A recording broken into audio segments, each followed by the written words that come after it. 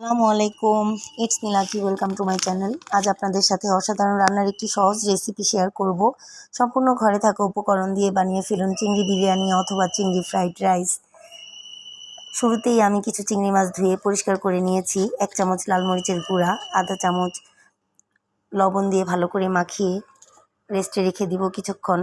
কিছুটা চিকেন কুচি করে নিয়েছি, এটাতেও কিছুটা লাল মরিচ এবং লবণ, 1 চামচ আদা রসুন বাটা দিয়ে ভালো করে মাখিয়ে নিলাম এবং 1 চামচ সয়া সস দিয়ে দিলাম। এটাও ভালো করে মাখিয়ে নিলাম এবং কিছুক্ষণের জন্য চিকেনটাও রেস্টে রেখে দিব। তেল গরম করে ম্যারিনেট করে রাখা চিংড়ি মাছটা ফ্রাই করে নিব। তবে আমি ভালো করে ফ্রাই করে নিব না, যেন সিদ্ধ হয়ে না যায় সেদিকে খেয়াল রাখবো। শুধু একটু রং ধরার জন্য আমি ভাজবো। সুন্দর একটা রং হয়ে আসলে আমি নামিয়ে নিব। খেয়াল রাখবো যেন সেদ্ধ হয়ে না যায়।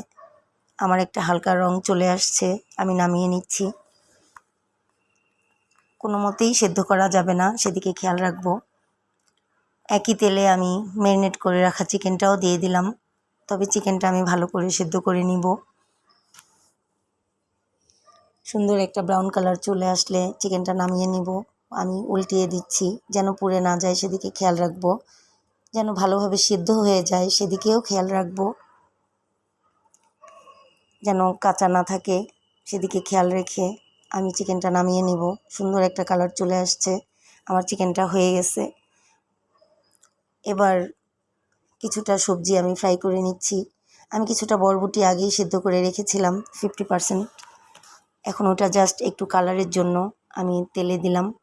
বেশি ফ্রাই করব না, হালকা একটু কালার হলে আমি নামিয়ে নিব। সবুজ রঙটা যেন নষ্ট হয়ে না যায় সেদিকে খেয়াল রাখা লাগবে। আপনারা চাইলে নাও ভাজতে পারেন, পোলাওয়ের সাথে একবারে দিয়ে ফ্রাই করতে পারেন, বাট আমি একটু ভেজে নিয়েছি যেন সেদ্ধটা ভালো হয়। একই তেলে পেঁয়াজ কুচি দিয়ে দিলাম সামান্য গরম মশলা। এবার 2 চামচ আদা রসুন বাটা দিয়ে দিব। 1 চা চামচ লাল মরিচের গুঁড়া দিব। আধা চা চামচ জিরা বাটা দিব, আপনারা চাইলে জিরা পাউডার ইউজ করতে পারেন। 2 টেবিল চামচ প্যাকেট বিরিয়ানি মশলা দিলাম। ভালো করে নেড়ে নিব যেন পুড়ে না যায়। আমি খানিকটা তেল অ্যাড করে নিয়েছি।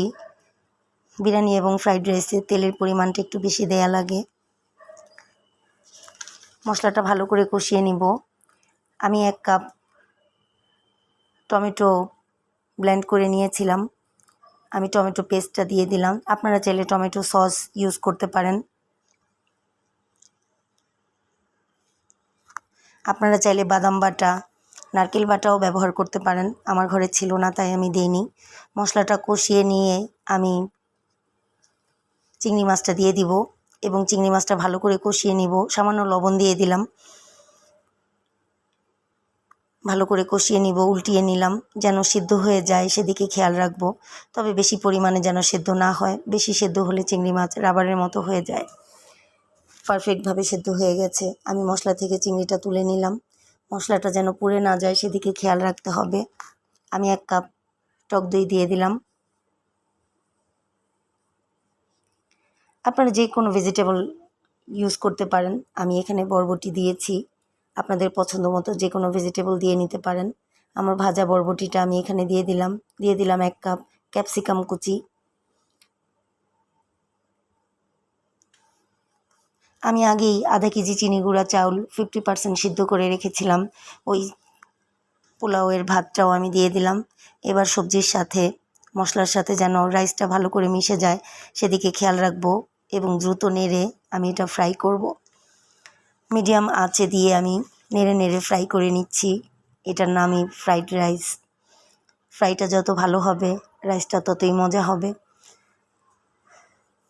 আমি সবজিটা আগে ভেজে নিয়েছিলাম সেদ্ধটা বেশি হওয়ার জন্য।